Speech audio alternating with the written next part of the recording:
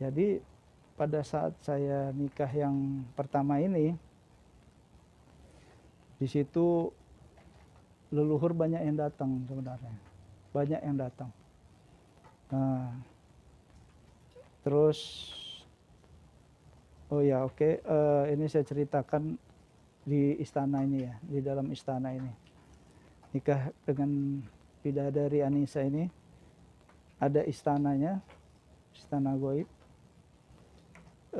Di situ ada yang namanya panglima perang gitu ya. Panglima perang ini namanya Syam. Saya panggil Abah Syam. Terus di situ banyak pasukan. Pasukannya itu seluruhnya wanita. Seluruhnya wanita pakai baju putih.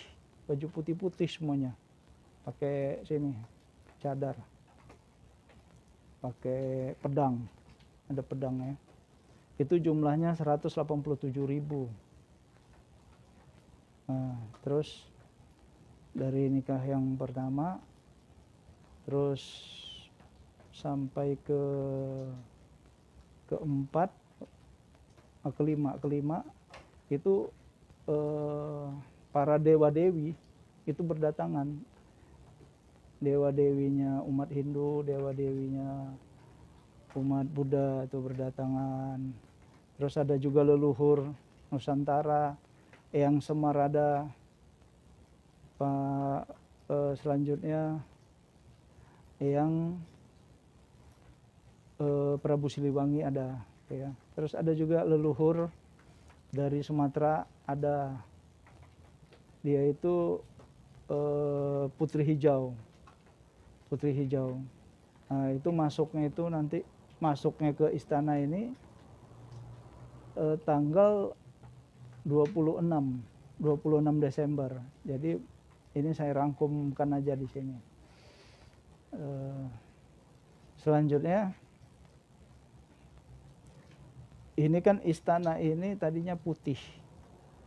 Istananya putih, ada pilar-pilarnya itu tuh di atasnya itu, bawahnya itu ada list emas gitu, list emas. Nah, itu belum malaikat belum turun tuh. 30.000 malaikat, 27.000 tambahannya. Itu masuk malaikat itu di tanggal 24 Januari. Setelah malaikat itu turun menjaga istana ini tadi, baru berubah. Ubahnya jadi emas, semuanya jadi emas. Gitu. Ada perubahan di situ. Nah, selanjutnya istana goib ini saya persilahkan kepada seluruh ulama-ulama dunia melihat, baik itu ulama Islam, ulama Hindu, ulama Buddha, silakan. Saya persilahkan untuk melihat. Ada di Jakarta. Jadi ini kan goib. Karena goib, ya harus orang-orang yang sudah bisa melihat alam goib. Sudah kasaf, silakan bertabayun, silakan datang, nanti ngobrol dengan para dewa-dewi, silakan. Para leluhur di situ ada yang Semar, untuk yang kepercayaan ya, saudara-saudara kita kepercayaan, orang-orang kepercayaan, orang-orang yang kejawen, manunggaling, kualu gusti, silakan.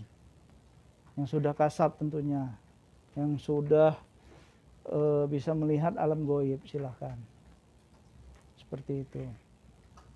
Dan ini satu lagi supaya nggak kelewat, pada 2 hari sebelum bidadari itu saya nikahi gitu, 2 hari sebelum saya menikah dengan bidadari, para dewa-dewi dan seluruh yang ada di istana itu menyampaikan kepada saya,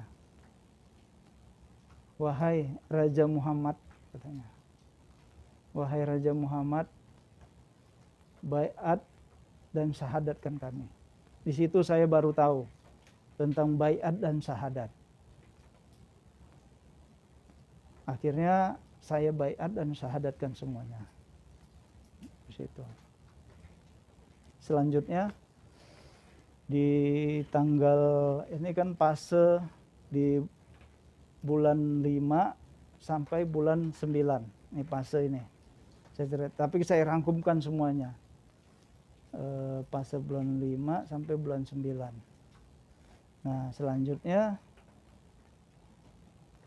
di bulan Oktober, tanggal 24 Oktober, saya kedatangan malaikat Jibril dan malaikat Rakib dan Atid turun. Diutus Allah menemui saya.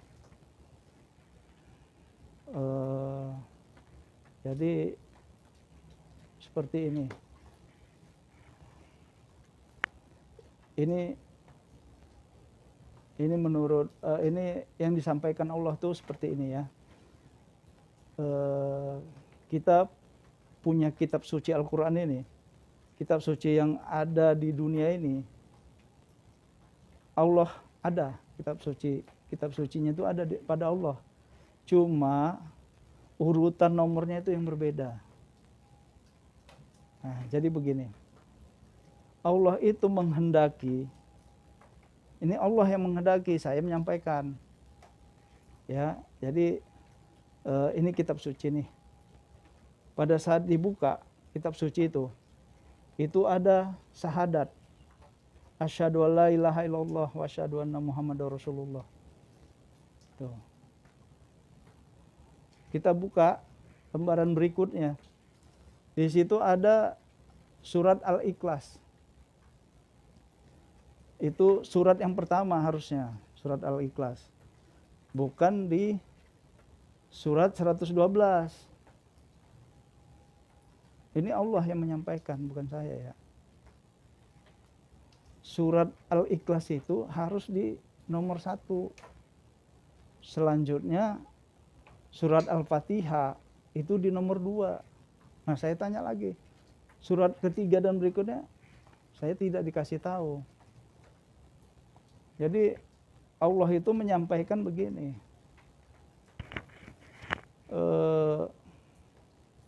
Nanti saya bersama seluruh ulama umat Islam di seluruh dunia ini, umat Islam ya, seluruh ulama umat Islam di seluruh dunia atau ahli kitab umat Islam bersama saya itu memperbaiki urutan nomornya aja, urutannya. Nah, jadi di situ jadi nanti kita di satu forum, nanti saya mendapatkan petunjuk dari Allah, apa yang Allah inginkan saya sampaikan. Urutan nomornya ini nanti saya sampaikan kepada seluruh ulama. Nah, nanti ulama lah yang menyusun. Nah, itulah yang dikehendaki Allah. Jadi saya nggak bisa sendiri. Saya kan bukan ustadz, bukan kiai. Saya juga belum khatam Al-Quran. Saya nggak ngerti hadis juga. Jadi seperti itu. Jadi Allah menghendakinya seperti itu. Jadi saya ini hanya sebagai perantara untuk menyusun urutan Al-Quran ini. Allah menghendakinya seperti itu. Jadi begini. Ibarat Allah memberikan suatu perumpamaan. Ibarat kita punya rumah. Di dalam rumah itu masih berantakan, piring belum dicuci, baju-baju masih berantakan, belum dicuci. Ya kan? Nah, terus perabotan masih berserakan perabotannya. Sementara kita mau pergi jauh. Kita mau pergi jauh nih, tapi dalam rumah masih berantakan. Nah, itulah Allah memberikan perumpamaan seperti itu. Jadi kita harus membereskan dulu nih rumah kita. Setelah kita beres rumah kita, barulah pergi jauh. Gitu. Allah menginginkannya seperti itu. Jadi hal ini saya sudah sampaikan ya. kepada seluruh ulama di seluruh dunia ini, terutama di Nusantara. Berjihadlah untuk ini. Ini yang dikehendaki Allah. Saya hanya menyampaikan. Berjihadlah untuk ini. Dan saya, demi Allah ini ya, saya sudah menyampaikannya kepada kalian semua. Terserah kalian. Kalian mau dimuliakan Allah, apa dihinakan Allah. Itu terserah kalian nanti. Ya, kalau kalian mendustakan apa yang saya katakan, ya itu nanti balik kepada diri kalian sendiri. Jadi inilah yang diinginkan Allah Azza wa Jalla. Seperti itu. Selanjutnya Allah menyampaikan juga kepada saya tentang peniupan ruh. Jadi peniupan ruh itu ada saya baca. Ruh ditiupkan ke rahim seorang ibu di umur 120 hari atau 4 bulan ya kan. Itu atas kesepakatan para ulama, saya baca seperti itu. Tapi Allah menyampaikan tidak seperti itu. Jadi begini, peniupan ruh itu ditiupkan ke rahim seorang ibu pada saat terjadinya pembuahan. Kalau tidak ada pembuahan, ya tidak ada, ruh itu tidak ditiupkan. Jadi pada saat terjadinya pembuahan, ruh itu langsung ditiupkan. Terjadi pembuahan, ruh itu ditiupkan. Nah, selanjutnya 7 hari setelah ruh ditiupkan, itu 7 hari berikutnya baru masuk sukma, jiwa.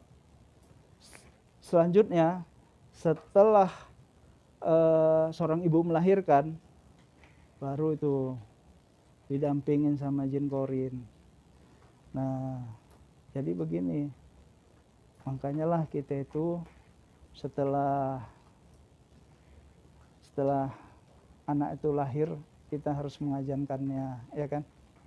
Nah, setelah lahir kita ajankan anak ini, ternyata ada lagi selama 30 hari bayi ini tadi harus kita bisikkan, kita sampaikan sama dia itu, kita bisikkan syahadat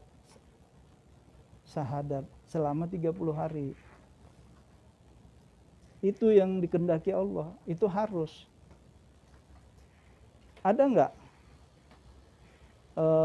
para ulama di seluruh dunia nih, para ulama melakukan hal itu? Ada enggak? Enggak ada. Para ulama di seluruh dunia enggak ada yang melakukan itu.